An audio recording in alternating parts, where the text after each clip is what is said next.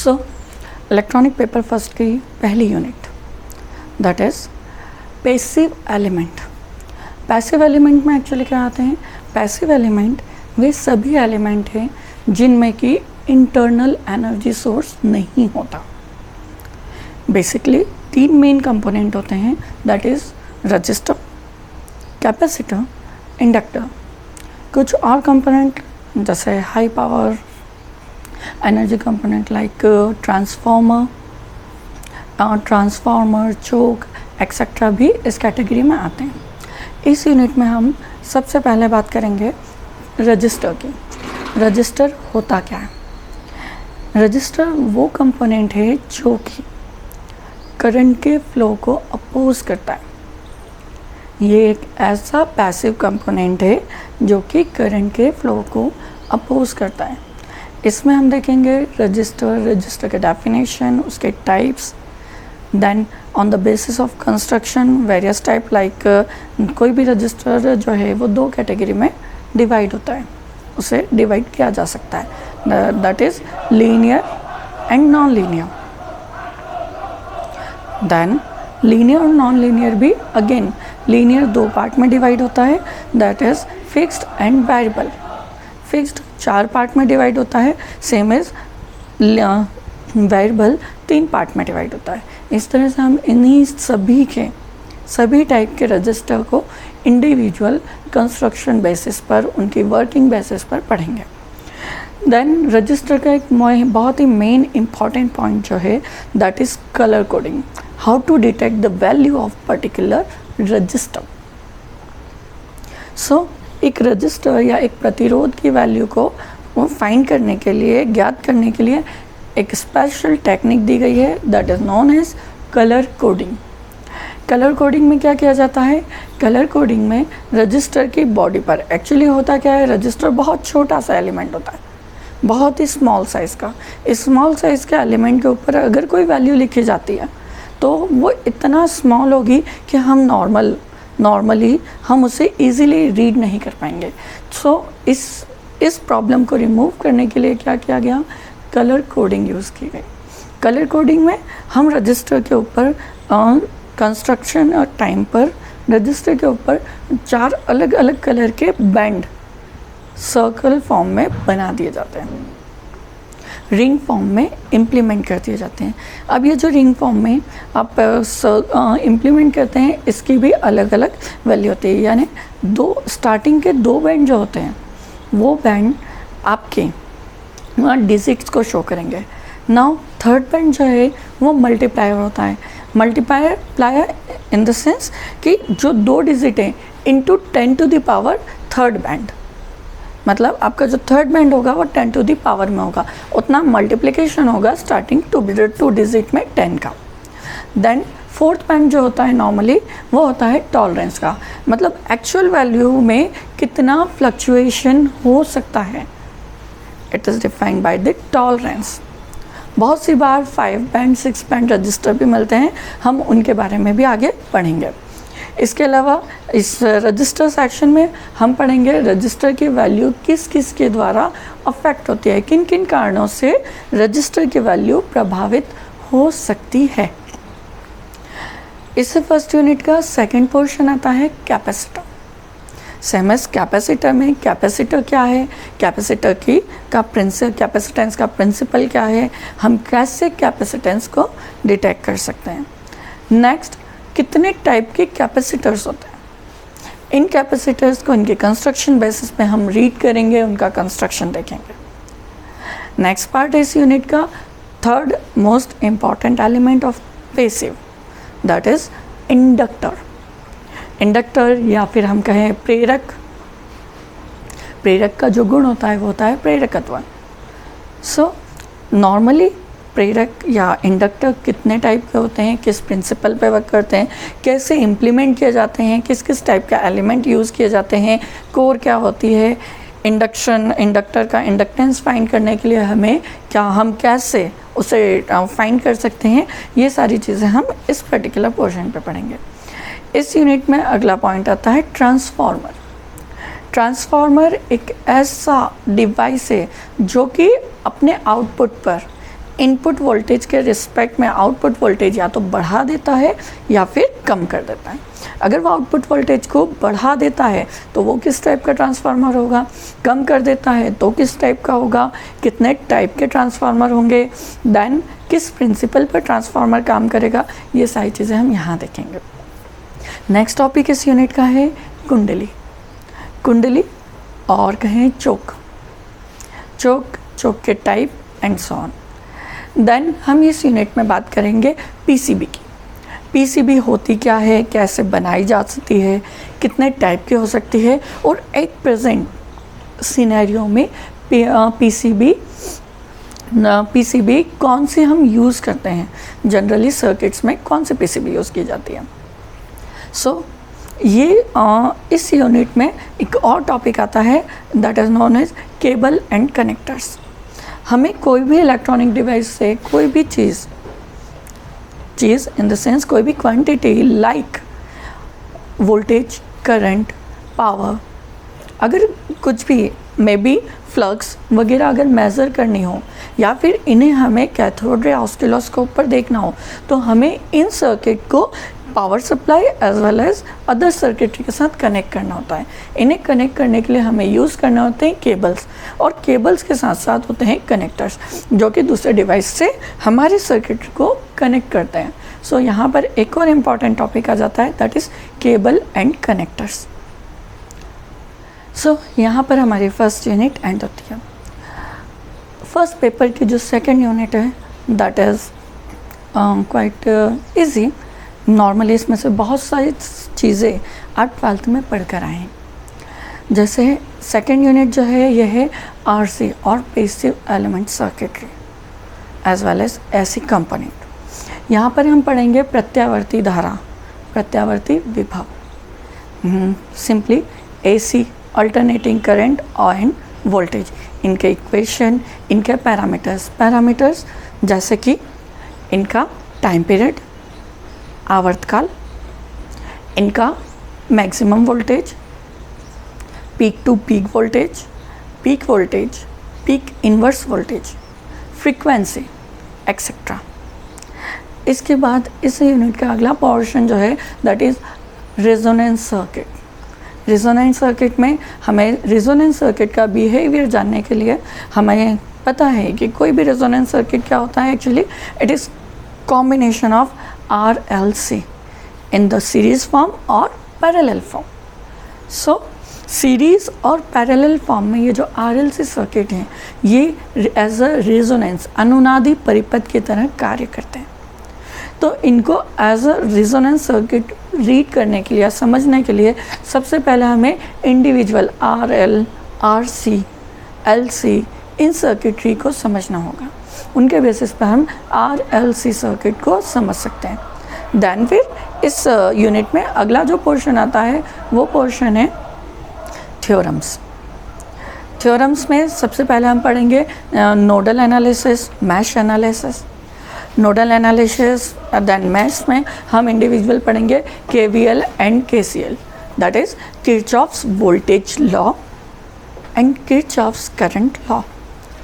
Next हमारा portion होगा इस यूनिट का various theorems like Thevenin theorem, Norton's theorem, superposition theorem, Millman's theorem, then reciprocity etcetera. ये सारे थ्योरम्स हमें इंडिविजुअल आगे यूज आएंगे। अब यहाँ पर कनेक्शन, फर्स्ट यूनिट का सेकेंड यूनिट से कनेक्शन। सो सेकेंड यूनिट में हम यूज़ कर रहे हैं AC सोर्सेज। हम बात करेंगे डिफरेंट टाइप ऑफ सोर्सेज की। तो ये सोर्स क्या हो सकते हैं, AC हो सकते हैं या DC हो सकते हैं। AC के पैरामीटर्स, DC के पैरामीटर्स ये हम सेकेंड यूनिट में पढ़ेंगे।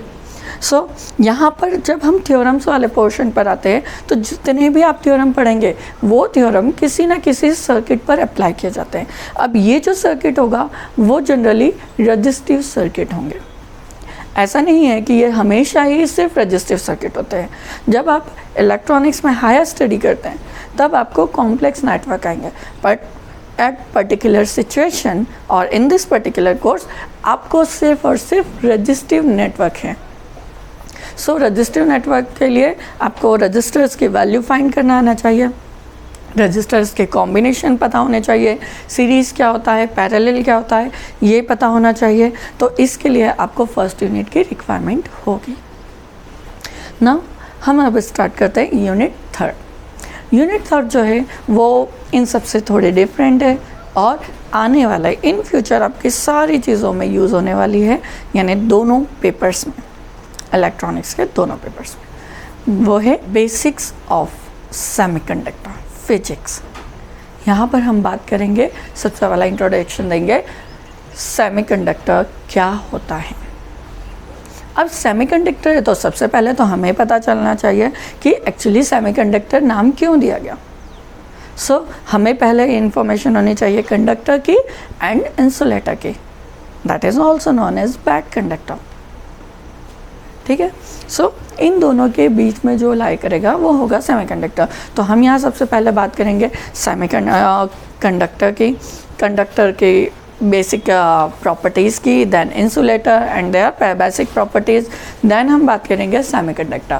फिर हम बात करेंगे सेमीकंडक्टर के टाइप, जो कि क्या होते हैं intrinsic and extrinsic semiconductor. Intrinsic semiconductor, extrinsic semiconductor पर एटमॉस्फेयर का क्या इफेक्ट होता है हम वो देखेंगे। देन फिर हम करेंगे करंट फ्लो दैट मीन्स कि current flow mechanism in both type semiconductor. Next extrinsic semiconductor, फिर से कितने टाइप के होते हैं, दो टाइप के, N type and P type. N type semiconductor में क्या क्या होगा, कैसे बनाया जाएगा, उस पर टेम्परेचर का इफेक्ट क्या होगा, एज वेल एज उसमें जब हम सोर्स अप्लाई करेंगे तो करंट का फ्लो कैसे होगा। Same as P type semiconductor क्या होते हैं, कैसे इम्प्लीमेंट किया जाते हैं, कैसे कंस्ट्रक्ट किए जाते हैं, देन इन पर जब हम सोर्स अप्लाई करते हैं करंट का फ्लो कैसा होगा, और टेम्परेचर या फिर अदर एटमॉस्फेरिक इफेक्ट इस पर क्या होंगे, हमें वो देखना होगा। देन इसमें हम बात करेंगे कि जब हम दो डिफरेंट टाइप के सेमीकंडक्टर को आपस में जॉइन करते हैं तो उस सिचुएशन में हमारा सेमीकंडक्टर जो बिहेव करता है उस बिहेवियर को हमें समझना होगा। ये पूरा जो सेक्शन है इसमें हम बात कर रहे हैं सेमीकंडक्टर की। नाउ इसी का जो नेक्स्ट पॉइंट आता है that is semiconductor devices. First basic semiconductor device जो है वो क्या है, पीएन जंक्शन। एक पीएन जंक्शन कैसे बनता है, पीएन जंक्शन, पीएन संधि को कैसे बनाया जाता है, उसकी कोई यूनिक प्रोसेस जनरली हम जो यूज़ करते हैं या जो पढ़ते हैं वो होती है डिफ्यूजन प्रोसेस। डिफ्यूजन प्रोसेस के थ्रू हम कैसे एक डायोड को इम्प्लीमेंट किया जाता है, देन उसमें क्या क्या इंटरनल प्रोसेस होती है, डिफ्यूजन करंट क्या होता है, अवक्षय परत डिप्लीशन लेयर कैसे फॉर्म होती है और डिप्लीशन लेयर के कारण इस पीएन जंक्शन पर क्या इफेक्ट होता है, ये सारी चीज़ें हम यूनिट थर्ड में पढ़ेंगे। Now next is unit fourth, it is also known as PN junction diode और diode and special purpose diode. Diode, एक डायोड क्या है, क्यों उसे डायोड कहा गया या इसका क्या यूज़ है, कैसे बनाया जाता है, इसे जब हम सोर्स अप्लाई करते हैं तो सोर्स के बेसिस पर इसे कितनी बार कैसे यूज़ किया जा सकता है, ये सारी चीज़ें हम यहाँ देखेंगे। देन हम पीएन जंक्शन डायोड की कैरेक्टरिस्टिक देखेंगे जो दो होती हैं, फॉरवर्ड एंड रिवर्स, अग्रभिनीति एंड पश्चाभिनीति। इसके बाद हम बात करेंगे स्पेशल पर्पस डायोड्स के। स्पेशल पर्पस डायोड जो कि किसी स्पेसिफिक टास्क को करने के लिए इम्प्लीमेंट किए गए हों। ये नॉर्मल डायोड की तरह होते हैं पर इनमें कुछ चीज़ें अलग की जाती हैं, जैसे डोपिंग लेवल बढ़ा देना, सेमीकंडक्टर के प्लेस पर कोई और मटेरियल यूज़ कर लेना, पर कंस्ट्रक्शन और सारी चीज़ें कुछ ना कुछ सिमिलर होती हैं। ये डायोड जो हैं क्या होंगे, सबसे इम्पॉर्टेंट और बेसिक स्पेशल पर्पस डायोड जो है that is Zener diode. Zener diode, construction of Zener diode, then characteristic of Zener diode, then application of Zener diode. Next is LED, the most important and effective, very effective and general purpose application diode is LED. Light emitting diode. हम सभी familiar हैं, बचपन में हम कहीं ना कहीं किसी ना किसी एलईडी को ग्लो करके देख चुके हैं। इसके अलावा यही एलईडी हमारे बहुत से एप्लीकेशंस में होती है, लाइक आपके टीवी में, आपके रिमोट्स में, आपकी सर्कल पर जो ट्रैफिक लाइट है उनमें, बहुत से इंडिकेटर्स में। हर एक डिवाइस को ऑन या ऑफ करके उसके लिए इंडिकेटर के लिए किसका यूज़ किया जाता है? एलईडी का। बहुत से रिमोट्स में जहाँ पर हम यूज़ करते हैं इंफ्रारेड एलईडी। सो हम यहाँ बात करेंगे एलईडी के मटेरियल्स, उसके कंस्ट्रक्शन, एलईडी के different variants, that is depending on the materials and application. Next is varactor diode. Varactor diode क्या होता है, क्या उसके एप्लीकेशन है, कैसे इम्प्लीमेंट किया जाता है और कितने टाइप के होते हैं? Schottky diode. शॉटकी डायोड क्या है, क्या एप्लीकेशन है, कैसे हम उसे यूज़ कर सकते हैं, कहाँ कहाँ पर उसका उपयोग हो सकता है, एंड उसके characteristic. Then tunnel diode. Tunnel diode definition, construction, characteristic, application, then some specific properties. इसके अलावा हम बात करेंगे सोलर सेल की। सोलर सेल क्या होते हैं, कैसे इम्प्लीमेंट किए जाते हैं, कैसे उसे यूज़ करने के लिए हमें उसे सोर्स, एनर्जी सोर्स लाइक सन के सामने रखना होता है, कब हम उसे यूज़ कर सकते हैं। तो ये सारी चीज़ें हम पढ़ेंगे यूनिट 4 में। अब बात करते हैं हम पेपर 1 की last unit, that is unit 5, which is transistor. Transistor एक बहुत ही इम्पॉर्टेंट और ये कहें हम क्रांतिकारी डिवाइस है और कंपोनेंट है, क्योंकि एक ट्रांजिस्टर के इन्वेंशन के बाद ही हर डिवाइस कॉम्पैक्ट होती गई। सो ट्रांजिस्टर क्या है? ट्रांजिस्टर, इसे बीजेटी, नॉर्मली बीजेटी कहना चाहिए।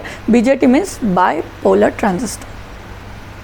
तो यहाँ हम पढ़ेंगे BJT, that is bipolar transistor. Transistor होता क्या है, सोर्स क्या है, इमीटर क्या है, बेस क्या है, कलेक्टर क्या है, देन जंक्शंस क्या होते हैं, कितने बनते हैं, देन इंडिविजुअल टर्मिनल्स क्या है, फिर इनके कॉन्फ़िगरेशन, कैरेक्टरिस्टिक के अकॉर्डिंग इनके कॉन्फ़िगरेशन कितने टाइप के हैं। इन कॉन्फ़िगरेशन में like common collector, common base, common emitter. In common base की कैरेक्टरिस्टिक, कॉमन कलेक्टर की कैरेक्टरिस्टिक, कॉमन इमीटर की कैरेक्टरिस्टिक हम फाइंड करेंगे, देन उसे डिस्कस करेंगे। देन हम बात करेंगे डीसी लोड लाइन की, AC load line, H parameters, hybrid models जिसके थ्रू हम ट्रांजिस्टर को यूज़ कर सकते हैं, as well as mode of transistors, mode of transistor. Then हम बात करेंगे आपके different type of biasing techniques. Biasing techniques में आप क्या करेंगे, आपको रिक्वायरमेंट होगी प्रीवियस, यानी आपको आना चाहिए बेसिक। बेसिक किसका? सारे यूनिट्स का। यहाँ पर बाइसिंग टेक्निक 5 टाइप्स की होंगी, जो कि हम इंडिविजुअल एक एक को रीड करेंगे। अब हम बात करते हैं स्टार्टिंग की 3 यूनिट का connection previous and each other से। 3rd यूनिट के लिए हमें किसी भी प्रीवियस बेसिक की रिक्वायरमेंट नहीं होगी, पर हमें सिंपल रेजिस्टेंस, कैपेसिटेंस के बारे में पता होना चाहिए इस यूनिट के लिए। 4th यूनिट जो है PN junction diode and special purpose diode, इसे समझने के लिए हमें 3rd यूनिट का प्रॉपर नॉलेज होना चाहिए। 4th यूनिट को समझने के लिए हमें 3rd unit, 2nd unit and 1st unit, इन सभी का प्रॉपर नॉलेज होना चाहिए। अगर आपको इन सब चीज़ों का प्रॉपर नॉलेज है तो आप 5th यूनिट को बहुत अच्छे से समझ पाएंगे और इन फ्यूचर यूज़ कर पाएंगे। तो यहाँ पर हमारा फर्स्ट पेपर, इलेक्ट्रॉनिक्स का फर्स्ट पेपर एंड होता है।